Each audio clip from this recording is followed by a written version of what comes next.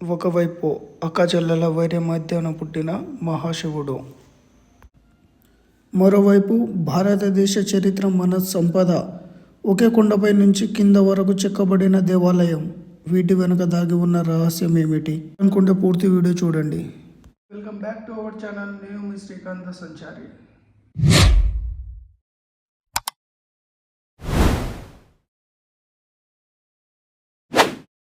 మన తెలుగు రాష్ట్రాల నుంచి వచ్చేవారు డైరెక్ట్ ఛత్రపతి సంభాజీ నగర్ రైల్వే స్టేషన్లో దిగి అక్కడి నుండి ఆటో ఎక్కితే 30 రూపీస్లో మీకు బస్ స్టాండ్ దగ్గర దింపేస్తారు. అండ్ అక్కడి నుంచి మీరు బస్ ఎక్కితే డైరెక్ట్ మనకి కృష్ణేశ్వర్ తీసుకెళ్ళి దింపేస్తారు. అండ్ కృష్ణేశ్వర్కి దాదాపు 60 రూపాయలు అయితే తీసుకుంటారు. డైరెక్ట్ గుడి రోడ్ మీద అయితే దింపేస్తారు. ఇక్కడ ఫ్రెష్ అప్ అయి సామాన్లు అయితే పెట్టవచ్చు. ఇది మనకు దాదాపు ఫ్రీయే. రండి దర్శనానికి వెళ్తూ స్థల పురాణం తెలుసుకుందాం. పూర్వం ఈ ప్రాంతాన్ని దేవగిరి దుర్గం అనేవారు. ఇక్కడ పరమశివ భక్తుడైన సుధర్మ అనే బ్రాహ్మణుడు ఉండేవారు. అతని భార్య పేరు సుదేహ. ఇరువురు ఎంతో అన్యోన్యంగా ఉండడమే కాకుండా ప్రతిరోజు పరమశివుని పూజించనిదే పచ్చి గంగ కూడా ముట్టేవారు కాదు. అయితే వారికి సంతానం లేదు. ఈ నేపథ్యంలో సుదేహ తన చెల్లెలైన గీష్మని భర్తకిచ్చి వివాహం చేయాలని భావిస్తుంది. దీనికి భర్త అంగీకరించాడు. ఎంత అక్క చెల్లెలైనా సవతులుగా మారితే ఇబ్బందులు తలెత్తుతాయి అని భార్యకు నచ్చ చెప్పడానికి చూస్తాడు. అయితే సుదేహం మాట వినదు. ఏమి జరిగినా తామిద్దరం అన్యోన్యంగా ఉంటామని, ఎట్టి పరిస్థితిలో కూడా గొడవ పడబోమని చెబుతుంది. దీంతో సుధర్ముడు తనకిష్టం లేకపోయినా గీష్మను వివాహం చేసుకుంటాడు. మొదట్లో ఇద్దరు బాగానే ఉంటారు. అయితే గీష్మకి సంతానం కలుగుతుంది. అంతేకాకుండా వారు గొప్ప విద్యావంతులుగా అవుతారు. దీంతో ఇరుగు పొరుగు వారు గీష్మను సుధర్ముడిని పొగుడుతూ ఉంటారు. దీంతో సుదేహకు ఈర్ష్య కలుగుతుంది. ఒక రోజున గీష్మ సంతానాన్ని చంపి శివతీర్థంలో పడిస్తుంది. ఈ విషయం తెలియని గీష్మ తన ఆరాధ్య దైవం అయిన శివుడిని స్తుతించడమే కాకుండా తనకు తీరని అన్యాయం చేశావని నిందిస్తుంది. దీంతో బోలాశంకరుడైన పరమశివుడు ప్రత్యక్షమై జరిగిన విషయం మొత్తం చెప్పి సుదేహను తన త్రినేత్రంతో భస్మం చేయడానికి ఉపక్రమిస్తాడు. అయితే గీష్మ తన అక్క వల్లే మీ దర్శన భాగ్యం కలిగిందని, అందువల్ల సుదేహను చంపకుండా వదిలిపెట్టాల్సిందిగా ప్రాధేయపడుతుంది. భక్తురాలి మాటను మన్నించి శివుడు సుదేహను సంహరించకుండా వదిలిపెడతాడు. అటుపై చనిపోయిన గీష్మ సంతానాన్ని తిరిగి బతికిస్తాడు. నిస్వార్థ పరురాలైన గీష్మను మరో వరం కోరుకోమంటాడు. దీంతో తన పేరుపై మీరు ఇక్కడే కలియుగాంతం వరకు కొలువై ఉండాలని కోరుకుంటుంది. దీంతో పరమశివుడు ఇక్కడ స్వయముగా వెలుస్తాడు. అప్పటి నుంచి శివుడిని గసమేశ్వరుడు అని పిలిచేవారు. కాలక్రమంలో గసమేశ్వరుడు కాస్త కృష్ణేశ్వరుడిగా మారిపోయాడు. ఈ ఆలయానికి సంబంధించి మరో కథ కూడా ప్రచారంలో ఉంది. అది ఏంటంటే, పూర్వం ఈ ప్రాంతానికి కామాఖ్య వనం అని పిలిచేవారు. ఒకరోజు శివుడి పార్వతీ వనంలో ఏకాంతంగా వేరుస్తున్న సమయంలో పార్వతీదేవికి దాహం వేసింది. ఆ సమయంలో శివుడు పాతాళం నుంచి గంగను బయటికి తీసుకువచ్చి ఆమె దాహం తీరుస్తాడు. గంగ బయటికి ఉబ్బికి వచ్చిన చోటునే ప్రస్తుతం శివగంగ తీర్థం అని పేర్కొంటారు. ఇక పార్వతీదేవి తన నుదుటిని అలంకరించుకోవడానికి శివగంగ తీర్థంలోని నీటిని ఒక చేతిలో తీసుకొని మరో చేతిలో కుంకుమను తీసుకొని రెండింటిని కలుపుతుంది. అప్పుడు తన చేతిలో కుంకుమతో శివలింగం తయారైందంట. ఆ లింగం నుంచి ఓ దివ్య జ్యోతి ఉద్భవించగా పార్వతీమాత దివ్య జ్యోతిర్లింగాన్ని ఒక రాతి లింగంలో ఉంచి లోక కళ్యాణం కోసం ఇక్కడ ప్రతిష్ఠించింది అంట. పార్వతీదేవి చేతి ఘర్షణ నుంచి శివలింగం ఏర్పడింది కాబట్టి ఘర్షణేశ్వర అని పిలిచేవారట.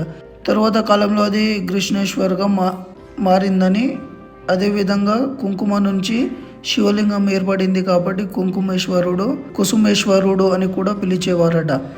13వ శతాబ్దం చివరిలో ఢిల్లీ సుల్తాన్లు ఈ ఆలయాన్ని ధ్వంసం చేశారు. మాలోజీ బాస్లే ఛత్రపతి శివాజీ తాతగారు తిరిగి నిర్మించారు. మళ్ళీ మొఘల్ మరాఠా యుద్ధంలో ఈ ఆలయాన్ని ధ్వంసం చేశారు. ప్రస్తుతం ఇప్పుడు మీరు చూస్తున్న ఈ ఆలయాన్ని 18వ శతాబ్దంలో ఇండోర్ రాణి అహల్యాబాయి హోల్కర్ పునర్నిర్మించారు. ఈ ఆలయమే కాదు, కాశీ విశ్వనాథ ఆలయం, సోమనాథ్ జ్యోతిర్లింగం, గయా విష్ణు పాదాలు, ఇలా ఎన్నో ఆలయాలను అహల్యాబాయి గారు పునర్నిర్మించారు.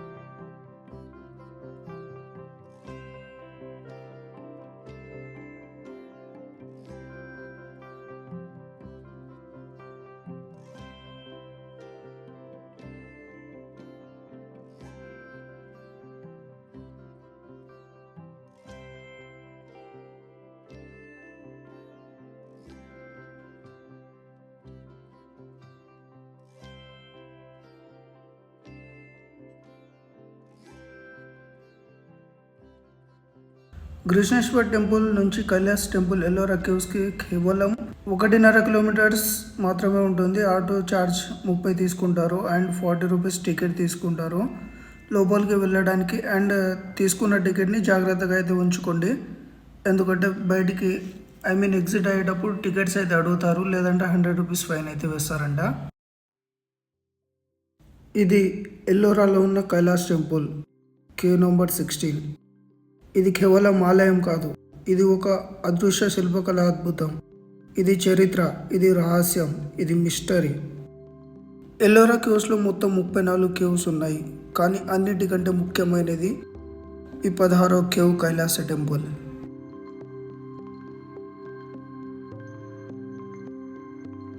ఈ ఆలయాన్ని సుమారు 8వ శతాబ్దంలో, అంటే 756 నుంచి 773 మధ్యలో నిర్మించబడిందని చరిత్ర చెబుతుంది. అప్పట్లో ఇక్కడ పరిపాలించిన రాజ్యం రాష్ట్రకూట సామ్రాజ్యం. ఎవరు నిర్మించారు? కైలాస టెంపుల్ నిర్మాణానికి ఆదేశించిన వాడు రాష్ట్రకూట రాజు కృష్ణవర్మన్. ఆయన శివభక్తుడు. తన భక్తిని, శక్తిని, సామ్రాజ్య గొప్పతనాన్ని ఈ ఆలయం ద్వారా చూపించాలనుకున్నాడు. ఇప్పుడు అసలు అద్భుతం వినండి. ఈ ఆలయం ఇటుకలతో కాదు, రాళ్లను జోడించి కాదు, ఒకే భారీ కొండను పైనుంచి కిందికి చెక్కారు. అంచనా ప్రకారం సుమారు 2 లక్షల టన్నులు రాయి తొలగించబడింది, కానీ ఆ రాళ్ళు వేస్టేజ్ ఎక్కడికి వెళ్ళిందో ఎవరికి తెలియదు. చుట్టుపక్కల ఆ రాళ్ళ వేస్టేజ్ ఎక్కడా లేదు. ఈ టెంపుల్ వెనుక ఎన్నో రూమర్స్ ఉన్నాయి.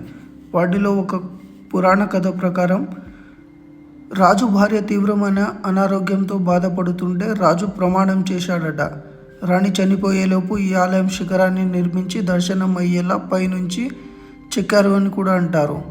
మరి అది ఎంతవరకు నిజం అనేది ఎవరికి తెలియదు.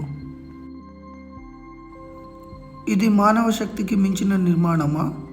ఈ టెంపుల్ని కొంతమంది మనుషులు కట్టారు అండ్ ఇంకొంతమంది ఏలియన్స్ కట్టారు అని అంటారు.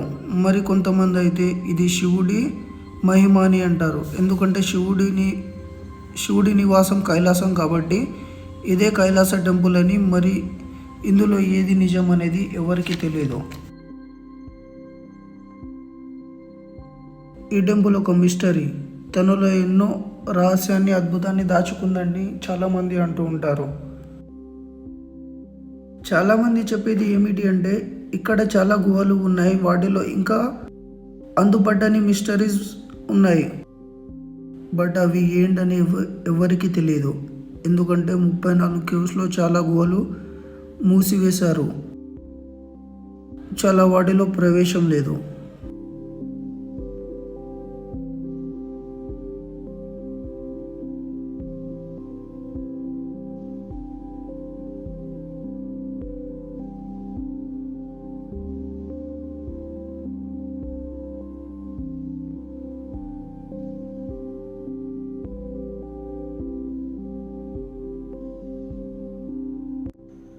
చూడండి, ఈ ఆలయాన్ని చెక్కడమే అద్భుతం అంటే ఇంకా ఈ ఆలయంపై మహాభారతాన్ని చెక్కారు, మరోవైపు రామాయణాన్ని.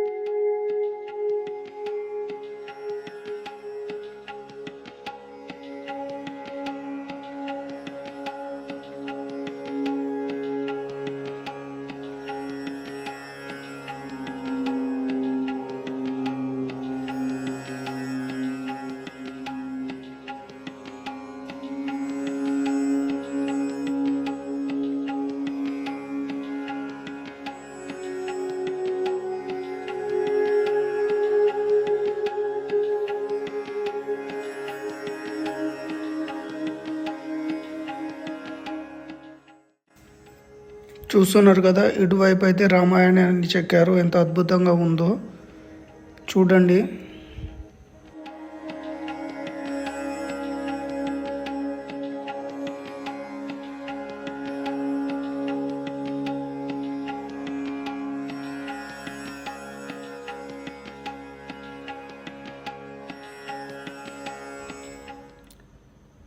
ఈ ఆలయాన్ని ఎంతోమంది కూల్చాలని ట్రై చేశారు, వివిధ రకాలుగా పేల్చాలని చూశారు, కానీ వారి వల్ల కూడా కాలేదు.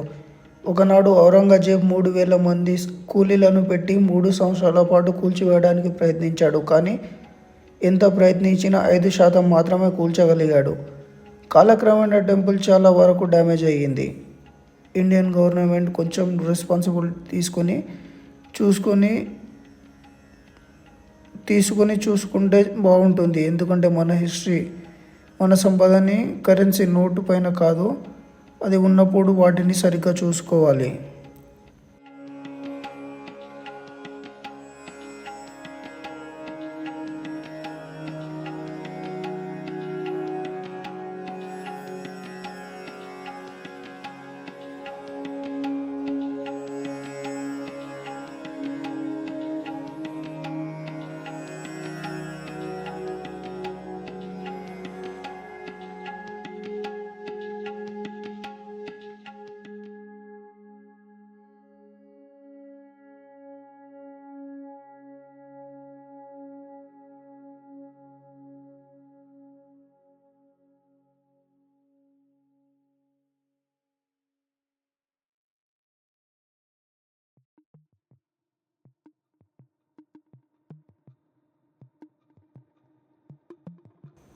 మన హిస్టరీకి గుర్తుగా ఈ కైలాస టెంపుల్లో ఒక పిల్లర్ని, మన సగభాగాన్ని మన 20 రూపీస్ నోటు అయితే ప్రింట్ చేశారు. చూస్తున్నారు కదా.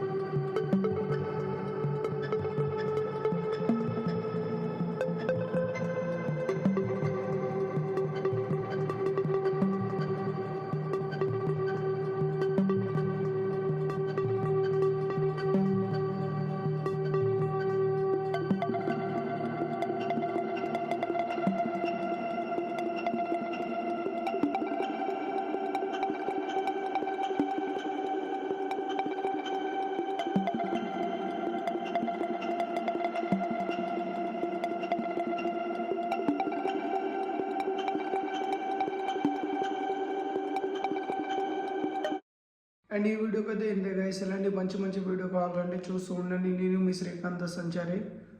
వీడియో మీకు నచ్చితే లైక్ చేయండి, షేర్ చేయండి అండ్ కామెంట్ కూడా చేయండి.